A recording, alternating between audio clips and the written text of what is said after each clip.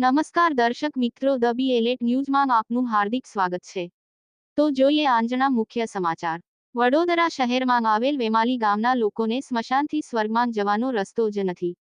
વડોદરા શહેરમાં પુષ્કળ પ્રમાણમાં વિકાસલક્ષી બજેટ રજૂ કરવામાં આવે છે. અનેક કામો કોન્ટ્રાક્ટ હેઠળ કામગીરી સોંપવામાં આવે છે. પરંતુ વડોદરા શહેરમાં આવેલ ઉત્તર ઝોન વિસ્તારમાં રોજે રોજ ભૂવા ખાડા પડી રહ્યા છે. પરંતુ વેમાલી વિસ્તારમાં રહેતા સ્થાનિક લોકોનું કહેવું છે, વેમાલી ગામથી વેમાલી સ્મશાન ગૃહ જવાના માર્ગનું નવીનીકરણ માટે મંજૂરી પણ આપવામાં આવી હતી. ત્યારબાદ થોડોક રોડ બનાવવા આવ્યો હતો. ત્યારબાદ કામગીરી બંધ થઈ ગઈ. એટલે કંઈક ને કંઈક આ રોડમાં શું ભ્રષ્ટાચાર કરવામાં આવ્યો છે તેવું સ્થાનિકોના મુખેથી ચર્ચાઈ રહ્યું છે.